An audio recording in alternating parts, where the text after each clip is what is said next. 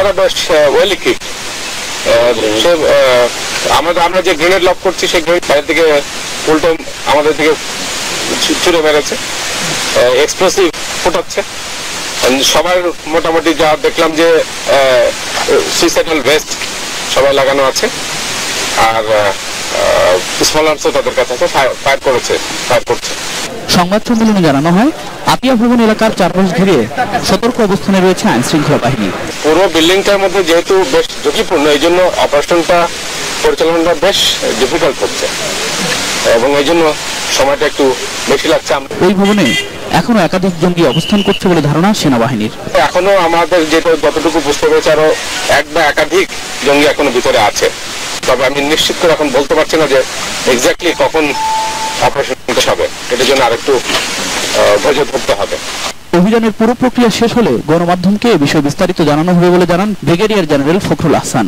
অভিযান চলাকালে শনিবার ভবনটির বাইরে বিস্ফোরণে 2 পুলিশ কর্মকর্তা সহ 6 জন নিহত হয়েছেন। আইন শৃঙ্খলা বাহিনীর সদস্য সহ আহত হয়েছেন কমপক্ষে 35 জন। এর আগে আতিয়া মহলে জঙ্গি আস্তানায় অভিযান চালিয়ে ওই বাড়ি থেকে 78 জন বাসিন্দাকে নিরাপদে সরিয়ে আনে সেনাবাহিনী। মাহবুবুল আলম, এটিএন বাংলা, ঢাকা।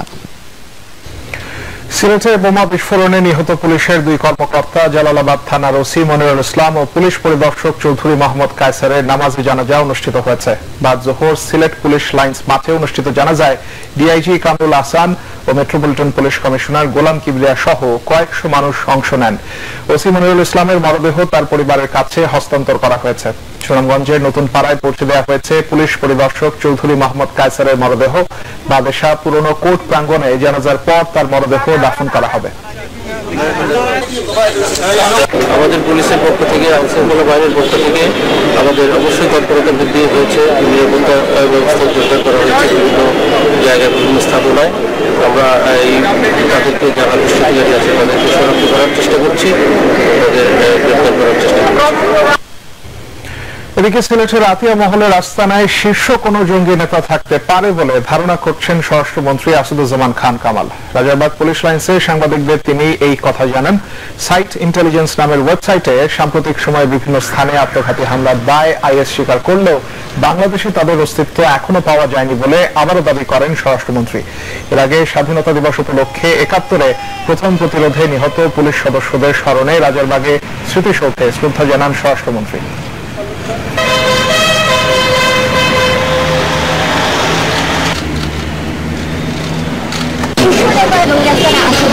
এটা থাকতে পারে, পুরোপুরি অভিযান শেষ না হলে আমরা বলতে পারবো না। তো আমরা অনেক কিছুই হতে পারে, অনেক কিছুই থাকতে পারে, তো আমরা মনে করছি এখানে কেউ থাকতে পারে। এই ধরনের অ্যাটাক আগেও করেছে, এই ধরনের অ্যাটাক আমাদের নিরাপত্তা বাহিনী যথেষ্টভাবেই মোকাবেলা করেছে, আর আমরা আমাদের গোয়েন্দা এবং আমাদের নিরাপত্তা বাহিনী যথার্থভাবেই তাদের কাজ করছে। আমরা তো চাচ্ছি যে আইএস যদি কিছু থাকে আমরা দেখবো, আমরা সেই মানুষটিকে শনাক্ত করব। আমাদের সৌভাগ্য হয়নি আইএস আমরা আজ পর্যন্ত বাংলাদেশে শনাক্ত করার জন্য। খুলনা সাতক্ষীরা সড়কের ডুমুরিয়ার নতুন রাস্তার মোড়ে নিয়ন্ত্রণ হারিয়ে যাত্রীবাহী বাস খাদে পড়ে 4 জন নিহত হয়েছে, আহত অন্তত 40 জন। পুলিশ জানায়, ফরিদপুরের ওরাকান্দির মেলায় যোগ দেয়া যাত্রীদের নিয়ে বাসটি সাতক্ষীরার শ্যামনগর উপজেলার আতুলিয়া গ্রামে যাওয়ার পথে দুর্ঘটনা ঘটে। সামনের চাকা ফেটে গেলে বাসটি নিয়ন্ত্রণ হারিয়ে খাদে পড়ে। এ সময় সামনে থাকা একটি মোটরসাইকেলও খাদে পড়ে যায়। ঘটনাস্থল থেকে 3টি লাশ উদ্ধার করে ফায়ার সার্ভিস কর্মীরা।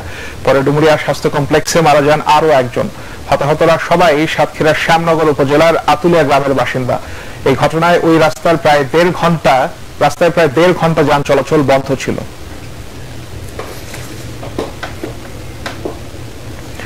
চুয়াডাঙ্গার দামুরহুদায় ট্রাক ও 3 হুইলার সংঘর্ষে অন্তত 13 জন নিহত হয়েছেন। আহত হয়েছেন কমপক্ষে 10 জন। আহতদেরকে দামুরহুদা স্বাস্থ্য কমপ্লেক্স ও চুয়াডাঙ্গা সদর হাসপাতালে ভর্তি করা হয়েছে। চুয়াডাঙ্গা থেকে রফিক রহমানের রিপোর্ট, জানাচ্ছেন বিপ্লব রায়। প্রতিদিনের মতো রোববার ভোরে কাজের সন্ধানে দামুরহুদার বড় বলদিয়া গ্রাম থেকে 3 হুইলারে করে চুয়াডাঙ্গার মুন্সিগঞ্জের দিকে যাচ্ছিলেন 23 জন মাটি কাটা শ্রমিক। গাড়িটি জয়রামপুর এলাকায় পৌঁছলে বিপরীতমুখী বালু ভর্তি একটি ট্রাকের সংঘর্ষ হয়। এতে 3 হুইলারটি দুমড়ে মুচড়ে গেলে ঘটনাস্থলেই প্রাণ হারান 8 শ্রমিক, আহত হন 15 জন। প্রত্যক্ষদর্শীরা জানান, আহতদের উদ্ধার করে হাসপাতালে নেয়ার পর দামুড়হুদা স্বাস্থ্য কমপ্লেক্সে একজন, চুয়াডাঙ্গা সদর হাসপাতালে 2 জন ও রাজশাহী মেডিকেল কলেজ হাসপাতালে নেয়ার পথে আরো 2 জন মারা যান। ট্রাকের চালক ঘুমিয়ে পড়ায় এই দুর্ঘটনা ঘটেছে বলে অভিযোগ প্রত্যক্ষদর্শীদের। আমাদের হোটেলের সামনে ঘটনাটা ঘটেছে, দোষ হচ্ছে দুর্ঘটনার কারণ অনুসন্ধান করে দোষীদের বিরুদ্ধে ব্যবস্থা নেওয়ার আশ্বাস দিয়েছে পুলিশ। দুর্ঘটনার পর ট্রাকের চালক ও হেলপার পালিয়ে গেছে, তবে ট্রাকটি আটক করেছে police. Bureau report, ATN Bangla. দর্শক, আবারও স্বাধীনতা দিবসের খবর। পরনে লাল সবুজ, হাতে বাংলাদেশের পতাকা কিংবা মানচিত্র আঁকা মুখ। স্বাধীনতা দিবসে গোটা রাজধানী জুড়ে ছিল লাল সবুজের এমনই অপরূপ দৃশ্য। সবার কণ্ঠে একই সুর, স্বাধীনতা চেতনাকে লালন করে এগিয়ে নিতে হবে প্রিয় মাতৃভূমিকে। সকলে মিলে পাড়ি দিতে হবে আরো অনেক পথ। আরো জানাচ্ছেন আব্দিন সজীব। 46 বছর আগে এই দিনে যে সশস্ত্র মুক্তিযুদ্ধের আনুষ্ঠানিক সূচনা হয়েছিল, তারই সফল পরিণতি আমাদের এই স্বাধীন দেশ, লাল সবুজের পতাকা।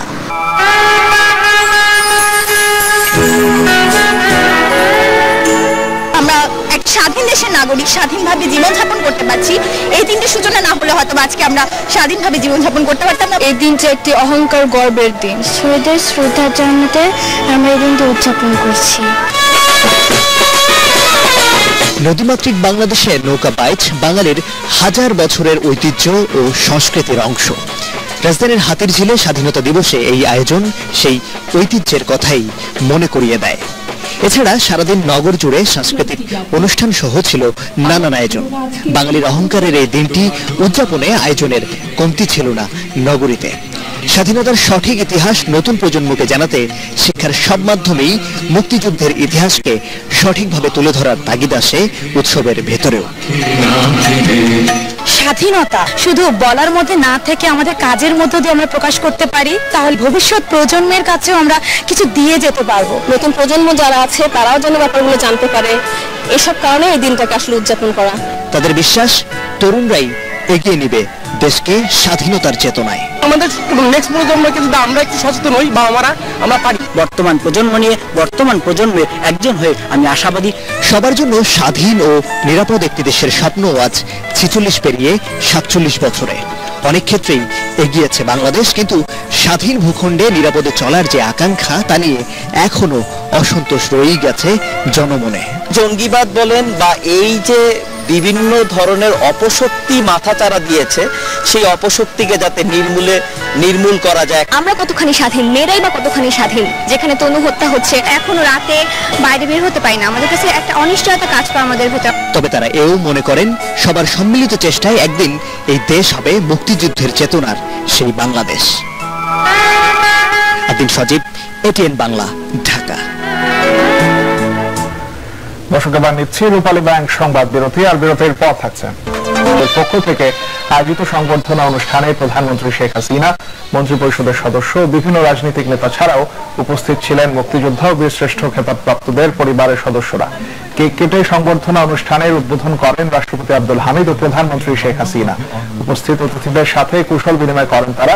পরে দেশাত্মবোধক লোকগান পরিবেশন করেন দেশের খ্যাতনামা শিল্পীরা।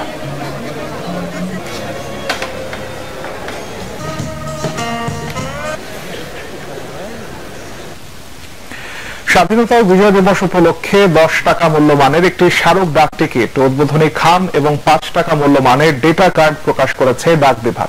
গণভবনে প্রধানমন্ত্রী শেখ হাসিনা এই স্মারক ডাক টিকিট অবমুক্ত করেন। ডাক ও টেলিযোগাযোগ বিভাগের সচিব শ্যাম সুন্দর শিকদার এবং ডাক বিভাগের মহাপরিচালক সুশান্ত কুমার মণ্ডল অন্যান্যের মধ্যে উপস্থিত ছিলেন। অবমুক্ত হওয়া স্মারক ডাক টিকিট, উদ্বোধনী খাম ও ডেটা কার্ড ঢাকার জিপিও ছাড়াও দেশের সকল ডাকঘরে পাওয়া যাবে। স্বাধীনতা দিবস উপলক্ষে দেশের সব মুক্তিযোদ্ধাদের শুভেচ্ছা জানিয়েছেন প্রধানমন্ত্রী শেখ হাসিনা। প্রতিবারের মতো এবারও যুদ্ধাহত মুক্তিযোদ্ধাদের জন্য ফুল, ফল ও মিষ্টি পাঠিয়েছেন তিনি। রাজধানীর মোহাম্মদপুর কলেজ গেটে অবস্থিত শহীদ ও যুদ্ধাহত মুক্তিযোদ্ধা পুনর্বাসন কেন্দ্রে প্রধানমন্ত্রীর পক্ষ থেকে এসব সামগ্রী পৌঁছে দেন তার একান্ত সহকারী সচিব সাইফুজ্জামান শিখর, উপপ্রেস সচিব আশরাফুল আলম খোকন ও প্রোটোকল অফিসার খুরশিদ আলম। শুভেচ্ছা পেয়ে মুক্তিযোদ্ধারা বঙ্গবন্ধু কন্যাকে ধন্যবাদ জানান।